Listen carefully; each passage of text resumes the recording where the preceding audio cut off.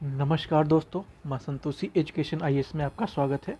जैसा कि आप लोगों को पता है कि हम पॉलिटिकल शुरू किया था, ठीक है। पॉलिटिक्स का जो क्लासेस है उन्हें शुरू किया था, उसमें हमने ऑलरेडी पहला लेक्चर डाल दिया है, जो कि आप चाहें तो देख सकते हैं।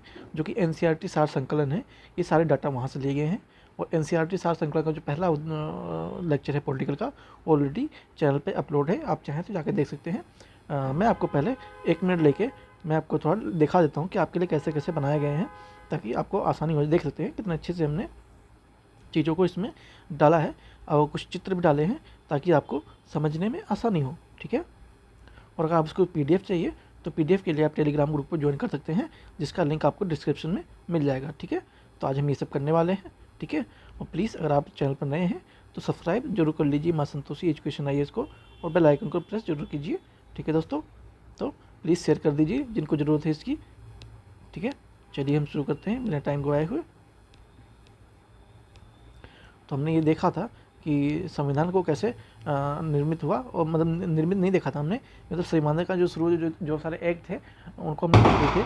उसके बाद हम देखेंगे आज उद्देश्य का, ठीक है। और भी बहुत सारे जिसके आगे प्रावधान है उन सबको देखने वाले हैं। चलिए शुरू करते हैं। तो जो उद्देश्य का है या प्रस्तावना जिसे कहते हैं, वो कहाँ से लिया गया है, तो वो अमेरिका से लिया गया, उसका विचार है, ठीक है। भाषा उसकी ऑस्ट्रेलिया से ली गई है, ठीक है। जो भाषा उसकी है वो ऑस्ट्रेलिया से ली गया है, ठीक है। देखते हैं। उद्देश्य का जो है प्रस्तावना संवैधानिक संरचना के ढांचे एवं दर्शन की अभिव्यक्ति है, जिसकी झलक पूरे भारतीय संविधान में दिखती है आपको, ठीक है। अब जो ये है, ये इसका मतलब प्रस्तावना उद्देश्य का मतलब होता है कि इसमें क्या सार तत्व लिखा हुआ है, और इसे अलग अलग जगहों से लिया गया है, उसे हम आगे देखेंगे। संविधान निर्माताओं में मत है कि इसमें प्रतिबंधित होता है, ठीक है, उद्देश्य का क्या प्रस्ताव, ठीक है। थोड़ा मैनेज कीजिए, दिवाली का टाइम है थोड़ा, तो गोले तमाशे दग रहे हैं, थोड़ा ध्यान मैनेज कीजिए, कोई दिक्कत नहीं हो तो नेचर चीज़ें हैं। उद्देश्य का प्रस्तुतकर्ता कौन है, जवाहरलाल नेहरू ने किया था, इसे पहले बार प्रस्तुत किया था, ठीक है। कब किया था, 13 दिसंबर को 1946 को ये हुआ था प्रस्तुत, और इसको कब लागू किया गया था, 22 जनवरी 1947 को लागू कर दिया गया था, ठीक है। आप देख रहे हैं पंडित जी को, इन्होंने इसका अंगीकार किया था। थोड़ा हम कलर को चेंज करते हैं, ठीक है। हाँ, ठीक है। उसके बाद है प्रेमबल, ठीक है। राज्य एवं व्यक्ति के मध्य संघर्ष की अभिव्यक्ति दर्शाता है ये, ठीक है। अब राज्य क्या है देखते हैं। शक्ति का स्रोत जनता होती है और भारत के लोग, ठीक है। तो राज्य है, उसका जो है राज्य क्या होता है, शक्ति का स्रोत है, और शक्ति कहाँ से आती है, तो वो जनता के द्वारा आती है, ठीक है। और जनता कहाँ कौन है, तो जो भारत के लोग हैं वो जनता है, वहाँ से शक्ति मिलती है, ठीक है। उसके बाद राज्य की प्रकृति कैसी होती है, संपूर्ण प्रभुत्व या सार्वभौमिक होती है, ठीक है। संपूर्ण प्रभुत्व संपन्न या सार्वभौमिक होती है, ठीक है। तो कैसे होती है, समाजवादी और पंथ निरपेक्ष लोकतंत्र गणराज्य होता है, ठीक है। ये आपका आर ओ 2023 में जो एग्जाम हुआ था, जो लीक हो गया है, उसमें ये क्वेश्चन आया हुआ है ऑलरेडी, ठीक है। तो इसे स्टार मार्क कर दिया है, इसको अच्छे से आप ध्यान देंगे इस चीज़ को, ठीक है। और अगर सब्सक्राइब नहीं किया है तो माँ संतोषी एजुकेशन है, इसको सब्सक्राइब करके बेल आइकन को प्रेस करना बिल्कुल ना भूलें, ठीक है। उसके बाद देखते हैं दूसरा क्या है, व्यक्ति की मूल्यात्मक अवधारणा, ठीक है। ये भी आपका 2018 यूपी एसएससी में, माफ कीजिए यूपी पीसीएस में पूछा जा चुका है, ठीक है। देखते हैं क्या है, न्याय, स्वतंत्रता, समानता और बंधुत्व, ये 4 लक्षण हैं मूल्यांकन करने के लिए व्यक्ति की, ठीक है। तो पहले न्याय देखते हैं। सामाजिक और आर्थिक और राजनीतिक न्याय होती है, ठीक है। सामाजिक, आर्थिक और राजनीतिक न्याय होती है। यहाँ मैंने नंबर डाल दिए हैं, लेकिन उससे कोई फ़र्क पड़ता नहीं वैसे, बाकी आप जैसे चाहें वैसे देख सकते हैं, ठीक है। तो पहले हम नंबर वो 1 को देख लेते हैं, ठीक है। बंधुत्व मतलब भाईचारा, व्यक्ति की गरिमा और राष्ट्र की एकता एवं अखंडता सुनिश्चित करने वाली धारणा होती है, ठीक है। उसके बाद दूसरे पे समानता आती है। समानता किसके लिए, सबके लिए होती है, क्या प्रतिष्ठित और अवसरवादी होती है, ठीक है। ये सबको समान मिलनी चाहिए, ठीक है, अवसर सबको समान मिलना चाहिए, ये इसके एक लक्षण है, ठीक है। उसके बाद स्वतंत्रता, विचार और व्यक्ति की स्वतंत्रता, विश्वास, धर्म और उपासना की स्वतंत्रता, मतलब कोई भी व्यक्ति अपना विचार प्रकट कर सकता है, अपना व्यक्तिगत राय रख सकता है, ठीक है, और अपना धर्म का भी प्रचार वो कर सकता है, ऐसी स्वतंत्रता होनी चाहिए, ठीक है। ये प्रेम बल का एक सारे उद्देश्य हैं ये सब, ठीक है। उसके बाद न्याय, न्याय सामाजिक न्याय, आर्थिक न्याय और राजनीतिक न्याय। ठीक है, मतलब हर व्यक्ति को ये अधिकार है कि वो समाज में अपने तौर तरीके से जी सके, अपने इच्छा अनुसार कार्य कर सके, उसे रोजी रोटी कमाने का अधिकार होना चाहिए। ठीक है, उसको सबके समान ही जो जनता के द्वारा चुनी गई सरकार है उसके भेदभाव नहीं करते हुए उसको समान रूप से आर्थिक मदद, राजनीतिक आज़ादी और सामाजिक समानता भी उसे देनी चाहिए। तो ये सब कुछ उसके मूलभूत तत्व हैं। ठीक है, आप इसको याद करने के लिए 35-21 का यूज़ कर सकते हैं। ठीक है, चलिए चलते हैं आगे। प्रस्तावना के उद्देश्य और लक्ष्य क्या क्या थे? ठीक है, तो अवसर की समानता और प्रतिष्ठा की समानता। ठीक है, उसके बाद क्या है? न्याय। न्याय में कौन कौन से आते हैं? सामाजिक, आर्थिक और राजनीतिक। ठीक है, 3 तरह के ये आपके न्याय आते हैं। उसके बाद जो स्वतंत्रता है वो विचार की, अभिव्यक्ति की, विश्वास की, धर्म की और उपासना की। ठीक है, तो मैंने कुछ ये डायग्राम बनाए हैं, इससे आप इसको अच्छे से याद रख सकते हैं। ठीक है, प्रस्तावना का उद्देश्य क्या है? समानता है। किसकी समानता है? अवसर की और प्रतिष्ठा पाने की समानता है। ठीक है, उसके बाद न्याय आता है। न्याय 3 तरह से होती हैं, सामाजिक, आर्थिक, राजनीतिक। स्वतंत्रता, स्वतंत्रता आपकी विचारवादी हो सकती है, अभिव्यक्ति हो सकता है, विश्वास के प्रति हो सकता है, धर्म के प्रति हो सकता है और उपासना। ठीक है, इसके ये सारे प्रस्तावना के फैक्ट थे, ध्यान रखेंगे। उसके बाद उद्देश्य का क्या? 42वें संविधान संशोधन अधिनियम 1976 द्वारा इसमें क्या शामिल किया गया था? तो इसमें समाजवादी, पंथ निश्चितता और अखंडता। ठीक है, ये 3 जो शब्द हैं ये आपका 42वें संविधान संशोधन में जोड़ा गया था, जो कि BCS मेंस में 2017 में क्वेश्चन पूछा गया था। ठीक है, यहाँ पे एक गलती से 2 लिख गया है, बट ये 2 नहीं है, यहाँ पे 2 की जगह पे 3 है। ठीक है, तो 3 चीज़ें यहाँ पे जोड़ी गई थी, समाजवादी, पंथ निरपेक्ष और अखंडता। ये आपका जोड़ा गया था 42वें अमेंडमेंट कॉन्स्टिट्यूशन के द्वारा। ठीक है, जो कि 1976 में हुआ था। ठीक है दोस्तों, उसके बाद आते हैं 26 जनवरी 1950 को भारतीय संविधान की तत्कालीन उद्देशिका के अनुसार संपूर्ण प्रभुत्व संपन्न लोकतांत्रिक गणराज्य ये हो गया था। ठीक है, ये आपका IAS 2021 में क्वेश्चन आया हुआ है। उसके बाद आपका ये UPBCS मेन 2009 में आया हुआ है। ठीक है, प्लीज़ आपने सब्सक्राइब नहीं किया, सपोर्ट जरूर कीजिए माँ संतोषी एजुकेशन IAS को। ये आपका शॉर्टकट में लिखा हुआ है। ठीक है, माँ संतोषी के चैनल का नाम है MSEI। उसके बाद आते हैं उद्देशिका पर उच्चतम न्यायालय का क्या है मत है, संविधान के भाग हैं। ठीक है, एक अस्वीकृत है और एक स्वीकृत है। तो अस्वीकृत के बेरूवादी वाद विवाद जो था ये आपका अस्वीकृत है। उसके बाद दूसरा सबसे बड़ा मैटर आता है केशवानंद भारती बनाम केरल राज्य विवाद, ये स्वीकार किया गया था। SR बम्बई बनाम यूनियन ऑफ इंडिया वाद पुनः स्पष्ट हुआ इसके बाद। ठीक है, ये जो केशवानंद भारती है इन्होंने क्या बोलते हैं जमीन को विवाद करके काफ़ी फेमस हुआ था। ठीक है, इसके बारे में पढ़ेंगे। उसके बाद परीक्षा की दृष्टि से कुछ इंपॉर्टेंट फैक्ट देख लेते हैं। उद्देशिका राजनीतिक एवं जन्मपत्री कहा जाता है, कहा किसने कहा था? तो KM मुंशी ने कहा था। डॉक्टर BR अम्बेडकर ने संविधान की आत्मा कहा, किसे कहा? संवैधानिक उपचारों के अधिकार को कहा, जो कि अनुच्छेद 32 में है। ठीक है, प्रस्तावना को संविधान की कुंजी कहा किसने कहा? सर अर्नेस्ट वाकर ने कहा था। हमने काफ़ी लंबे समय से जो सोचा था, जिसका स्वप्न देखा था, हमारे विश्व संविधान की प्रस्तावना वही अभिव्यक्त करती है। किसने कहा था? सर लादी कृष्ण स्वामी अय्यर ने कहा था। प्रस्तावना संविधान की आत्मा कहा किसने कहा? पंडित ठाकुर दास भार्गव ने कहा था। ठीक है, आई थिंक ये थोड़ा गलत है, यहाँ BR अम्बेडकर ने कहा था। ठीक है, BR अम्बेडकर ने कहा था, आप यहाँ पे करेक्ट कर लेंगे, BR अम्बेडकर ने कहा था। ठीक है, ये आपको स्लाइड में मतलब जो PDF मिलेगा उसमें आपको करेक्ट करके मिलेगा। ठीक है, संविधान को एक विशिष्ट दस्तावेज किसने कहा? BR अम्बेडकर ने ही कहा, बनाया था और कहा भी। संविधान की शरीर है तो प्रस्तावना उसकी आत्मा है।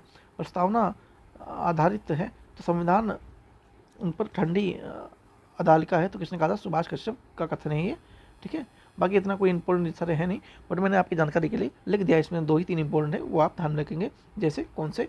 एक तो ये संवैधानिक उपचारों वाला अधिकार हो गया, एक ये संविधान की आत्मा, उसके बाद आपका ये अम्बेडकर वाला। ठीक है, ये सारे आपको इंपॉर्टेंट है। और एक आप याद रखते हैं प्रस्तावना संविधान की कुंजी है। ठीक है, ये इसको याद रखते हैं। ये आपका पंडित ठाकुर दास भार्गव है, फोटो लगी हुई है। प्रस्तावना ने विधायिका की शक्ति का स्रोत है और वह ही उसकी शक्तियों पर प्रतिबंध लगाने का गैर न्यायिक है, अर्थात इसकी व्यवस्था को न्यायालय में चुनौती नहीं दी जा सकती। ठीक है, तो जो प्रस्तावना है इसमें जो भी है वो आप न्यायालय में चुनौती नहीं दे सकते हैं। उसके बाद और कुछ फैक्ट देखते हैं।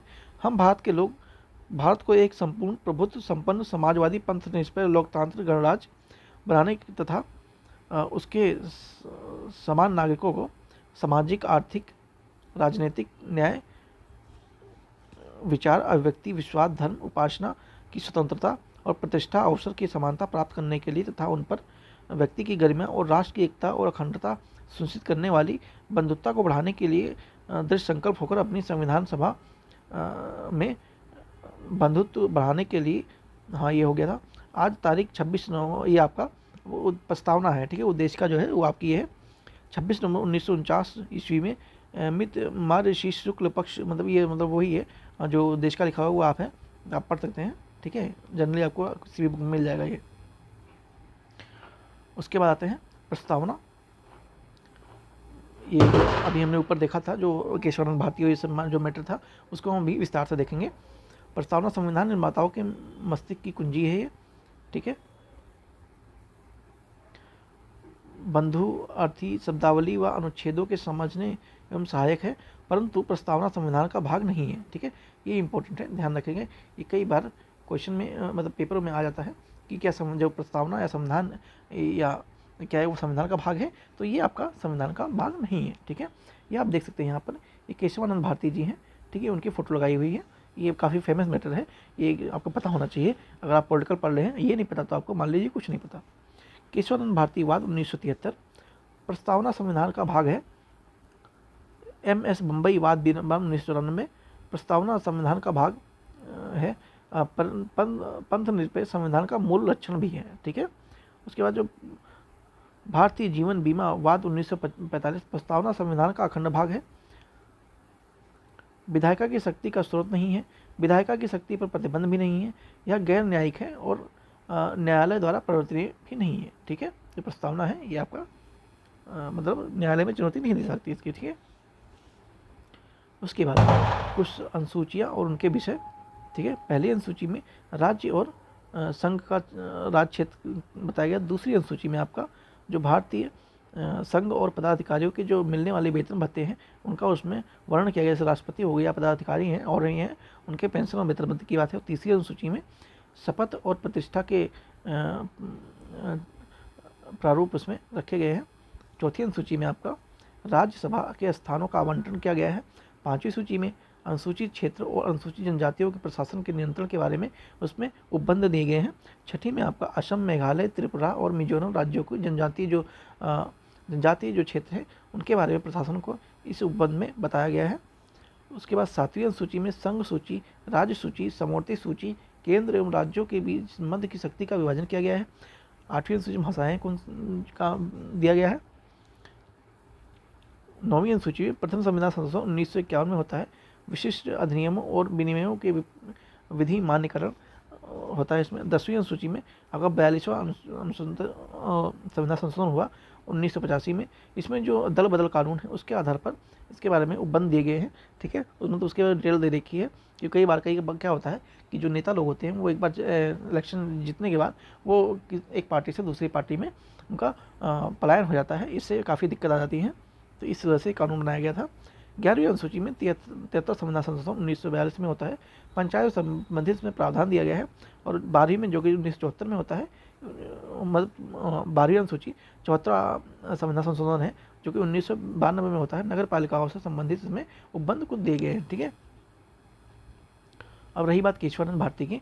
ठीक है, तो इसको मैं एक बार एक्सप्लेन कर देता हूँ। ये जो आपका 1973 में क्या हुआ था एक्चुअली में, जो केशवानंद भारती जी हैं इनके पास काफ़ी ज़्यादा मतलब भूमि थी, मतलब इनका एक आश्रम था। तो आश्रम बोल के विवाद था क्योंकि ये एक मतलब केरल दक्षिण भारत के थे। ठीक है, तमिलनाडु या केरल के साइड के थे, तो वहाँ पे इनका आश्रम था। तो उस भूमि को लेकर मतलब सरकार को उस समय सबसे बड़ा इशू था भूमि सुधार कानून। ठीक है, तो उसके तहत सरकार क्या कर रही थी, ज़मीनों का अधिग्रहण कर रही थी। जिनके पास ज़्यादा था उनसे लेकर वो गरीबों को दे रही थी। तो उसमें जो महाराज जो केशवानंद भारती हैं इनका भी नाम उसमें आता है। तो इसी को लेकर इन्होंने सुप्रीम कोर्ट में रिट डायल करते हैं। ठीक है, और इसमें से जो 5 में से ये 1 वोट से हार जाते हैं। ठीक है, नहीं माफ़ कीजिएगा, मतलब 6 जज होते, 6 वोट में से ये 1 वोट से ये हार जाते हैं। ठीक है, इसमें क्या होता है कि मतलब एक मतलब 6 जज थे यहाँ पर, और ये एक कोर्ट से हार जाते, 3/2 पे माफ़ कीजिएगा, आई थिंक 5 ही थे, हाँ 5 जज होते हैं, ठीक है। तो ये उसमें मतलब जज वैसे 4 ही थे, बट एक जो मेन जज थे उनका फैसला दिया गया, फिर उन्होंने इनके विपरीत फैसला सुनाया, तो इससे इनकी जो वहाँ पे हार होती है और फिर इनको जमीन मजबूरी में देना पड़ता है, ठीक है। तो ये उनका कुछ मैटर था। चलिए चलते हैं। भारत के राष्ट्रपति की शपथ प्रारूप अनुसूची 3 में से नहीं है, बल्कि अनुच्छेद 60 में ये दिया हुआ है, ठीक है। संघ सूची में 97 विषय हैं, कितने हैं? 97 विषय हैं। वर्तमान की गणना से दृष्टि से 98 है का उल्लेख है। राज्य सूची में 66 विषय हैं, वर्तमान की गणना के अनुसार से 59 रह गए हैं। समवर्ती सूची में कुल 47 विषय हैं, लेकिन जो वर्तमान में की गणना जो हुई है उसमें 52 विषय हैं, इसका उल्लेख मिलता है, ठीक है। उसके बाद देख लेते हैं 8वीं अनुसूची में 22 भाषाएं, 14 भाषाओं का उल्लेख है, लेकिन जो मूल भाषाएं हैं 14 हैं, और जबकि 8 भाषाओं को संविधान संशोधन के माध्यम से जोड़ा गया था। इसमें 21वीं संविधान संशोधन अधिनियम 1967 के तहत सिंधी भाषा, 71वें संविधान संशोधन के अधिनियम 1992 के तहत कोणांकी, मणिपुरी, नेपाली, और उसके बाद 92वें संविधान संशोधन के 2003 में के तहत बोडो, डोगरी, मैथिली, संथाली भाषाओं का जोड़ा गया है, ठीक है। अगर आप करंट अफेयर देखते हैं तो प्लीज़ कमेंट में बताएं कि अभी लेटेस्ट में और कौन सी भाषाएं जोड़ी गई हैं। अभी लेटेस्ट में ये 1-2 हफ्ते की पहले की बात बता रहा हूँ, तो आप उससे बताएंगे ठीक कौन कौन सी और भाषाएं जोड़ी गई हैं, ठीक है। उसके बाद 30वीं अनुसूची में शपथ का प्रारूप दिया गया है, ठीक है। संघ के मंत्री संसद के निर्वाचन मतलब जो होते हैं, संसद के सदस्य, उच्चतम न्यायालय और भारत के नियंत्रक एवं महालेखा परीक्षक का इसमें दिया हुआ है। किसी राज्य के मंत्री राज्य विधानमंडल निर्वाचन के अभ्यर्थी मतलब जो कैंडिडेट हैं, राज्य विधानमंडल के सदस्य, उच्च न्यायालयों के न्यायाधीश, इन सब का वेतन भत्ते का इसमें विवरण दिया जाता है। उसके बाद के एहलो केस में भारत संविधान की 9वीं अनुसूची से संबंधित है, ये 2017 में क्वेश्चन आ चुका है। 7वीं अनुसूची देखते हैं, इसमें संघीय सूची 97 विषय है, राज्य सूची में 66 है, और समवर्ती सूची में आपका 47 विषय हैं, ठीक है दोस्तों। अब देखते हैं आगे कुछ विस्तार रूप देखते हैं, राज्य सूची में क्या क्या आता है, ठीक है। तो उसमें आपका जनगणना आ जाता है, ठीक है। संघ सूची में आपका जनगणना आता है। राज्य सूची में आपका 66 विषय हैं, सार्वजनिक स्वास्थ्य एवं स्वच्छता, कृषि, ठीक है। उसके बाद प्री कैपिटल टैक्स, निर्वात निधि, हमारा ट्रेजरी फंड, ठीक है। उसके बाद आपका ये नेशनल पंचायत राज, जो पंचायत भूमि सुधार, उसके बाद रेलवे पुलिस विभाग, विद्युत उपभोग और बिक्री पर कर राज्य सूची के विषय में ये सब आते हैं, ठीक है। तो ये राज्य के विषय हैं। और ये संघ के जो संघ है यूनियन के हैं, ये जो शेयर मार्केट है, ठीक है, ये करेंसी है। उसके बाद आपका ये कम्युनिकेशन जो सिस्टम है, ये सब आपका, और ये डाक विभाग भी ये आपका केंद्र सरकार के अंदर आता है, ठीक है। और आपका ये राज्य सूची के विषय मैंने बता दिए हैं, ठीक है। आप लोग चित्र के माध्यम से इसको अच्छे से याद कर सकते हैं। देखिए कृषि हो गया, ये आपका सार्वजनिक स्वास्थ्य देखभाल हो गया, उसके बाद पुलिस हो गया, ठीक है, कैपिटल टैक्स हो गया, ठीक है, और ट्रेजरी फंड जो होते हैं वो हो गए, भूमि सुधार हो गया, रेलवे और पुलिस, विद्युत उपभोग और बिक्री, माफ़ कीजिए, जो रेलवे है ना, ये रेलवे सेंट्रल गवर्नमेंट के अंदर आती है, लेकिन जो वहाँ पर पुलिस होती है वो मतलब राज्य की भी होती है। तो यहाँ पर अधिकतर केंद्र मतलब सेंटर का ही अधिकार होता है, ठीक है। तो ये ध्यान रखेंगे। विद्युत का उपयोग और बिक्री पर कर राज्य सूची के विषय के अंतर्गत ही आता है। उसके बाद देख लेते हैं जो समवर्ती सूची है, जिसमें सब दोनों कानून बना सकते हैं, लेकिन जो बनाएगा वो केंद्र के ही मान्य होगा, ठीक है। पहला आता है आपका शिक्षा, जो आप अभी कर रहे हैं, ठीक है। शिक्षा के महत्व को देखते हुए संविधान के संशोधन 42वें में 1976 में धारा 57 द्वारा समवर्ती सूची में डाल दिया गया, ठीक है, स्कूलों को।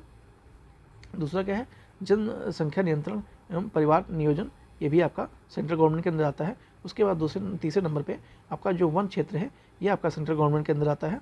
वन क्षेत्र के जो 42वें संविधान संशोधन 1976 में के द्वारा समवर्ती सूची में ये शामिल कर दिया गया था, तो ये भी ध्यान रखें कब शामिल किया जाएगा। उसके बाद जो मैरिज है, ठीक है, मैरिज भी आती है, आपराधिक मामले भी आते हैं, जानवरों के प्रति जो क्रूरता होती है वो भी आपका सेंटर के प्रति होता है, दंड प्रक्रिया भी ये आपका आता है। उसके बाद जो विद्युत है वो भी कहीं ना कहीं सेंट्रल गवर्नमेंट के अंदर ही आता है, ठीक है। आप सोच रहे होंगे कि यहाँ विद्युत यहाँ भी लिखा हुआ है, ये यहाँ पर ध्यान देंगे विद्युत औद्योगिक बिक्री पर, ठीक है, ये दूसरा चीज़ है और ये जो विद्युत है वो दूसरी चीज़ है, ठीक है। और ये आप अंतरिक्ष को भी देख सकते हैं, ये भी आपका सेंट्रल गवर्नमेंट के अंदर आता है। उसके बाद शिक्षा पर प्रभाव क्या क्या डालते हैं, ठीक है। राज्य की नीति निर्धारित तत्व जो 7वीं सूची है वो, और 6ठी सूची, 5वीं सूची, और जो ग्रामीण शहरी स्थानीय निकाय, ये सारे हैं, ठीक है। आप यहाँ पर देख सकते हैं ये कुछ चीज़ें हैं। स्टेट लिस्ट, ये सेंट्रल लिस्ट होगी, ये आपकी कॉन्सर्न लिस्ट होगी, और ये आपकी स्टेट लिस्ट होगी, ठीक है। Central government has power to make law, defence, banking, currency, foreign affairs और कम्युनिकेशन, ठीक है। कंसर्न लिस्ट क्या है, बहुत इसमें बना सकते, मतलब दोनों लोग बना सकते हैं, education, forest, trade, marriage, adoption और सक्सेशन, ठीक है। उसके बाद स्टेट लिस्ट में आप देख सकते हैं पुलिस आता है, ट्रेड आता है, एग्रीकल्चर आता है और इरिगेशन आता है, ठीक है। इस चीज़ का ध्यान रखेंगे। गैस और प्राकृतिक गैस राज्यों विक्रय पर राज्य सूची में शामिल किया गया है, जबकि जो प्राकृतिक गैस है वो उत्पाद शुल्क संघ सूची के विषय है, ठीक है। इस तरह से आप देख सकते हैं। प्लीज़ आपने सब्सक्राइब नहीं किया है तो आप सब्सक्राइब कर लीजिए, ठीक है। आप जानते हैं कितनी इन्फॉर्मेशन चीज़ें हैं और आपको इसलिए अच्छे से पीपीटी बनाया गया है ताकि आप इसको याद करने में आसानी हो, ठीक है। उसके बाद संविधान का जो विभिन्न स्रोत है उनको देखते हैं कहाँ कहाँ से लिया गया है। संयुक्त राज्य अमेरिका से क्या क्या लिया गया है, ठीक है। इस उपराष्ट्रपति का जो पद है उसको, ठीक है, एक सेकेंड, हाँ, उपराष्ट्रपति का जो पद है वो लिया गया है। राष्ट्रपति का जो महाभियोग चलाने की प्रक्रिया है वो भी लिया गया है। यहाँ पे आप मैप देख सकते हैं यूएसए का। उच्चतम न्यायालय और उच्च न्यायालय के न्यायमूर्ति के पद को हटाए जाने का उपबंध भी यहीं से लिया गया है। कहाँ से, यूएसए से, ठीक है, यूएसए से। उद्देश्य का विचार भी यहीं से आया है। न्यायिक प्रणलोकों की शक्ति भी यहीं से ली गई है। न्यायिका के स्वतंत्रता और मूल अधिकार, ये सारे आपका यूएस से लिए गए हैं, ठीक है। भारतीय संविधान के अधिकांश उपबंध भारत शासन अधिनियम 1935 से लिए गए हैं, ठीक है। और विश्व के कई देशों में संविधान संशोधन इससे किए गए हैं, ठीक है। तो जो 1935 का अधिनियम है मोस्ट इम्पोर्टेंट हो जाता है, ध्यान रखेंगे इस चीज़ों को। इनका आप बताएंगे कौन है, अगर आप नहीं जानते फिर बता दो, ये आपके जगदीप धनखड़ जी हैं, ठीक है।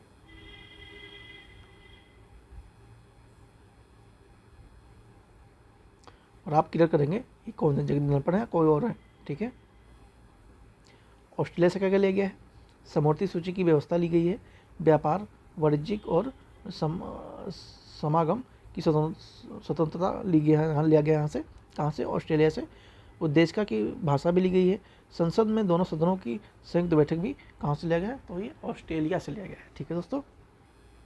उसके बाद ये देखते हैं ब्रिटेन से क्या लिया गया है, तो विधि का शासन, मंत्रिमंडल प्रणाली, सफल नागरिकता, द्विसदन प्रणाली, विधायिक प्रक्रिया, संसदीय विशेषाधिकार, परमासिद्ध लेख और संसदीय शासन प्रणाली, ये सब आपका ब्रिटेन से लिया गया है।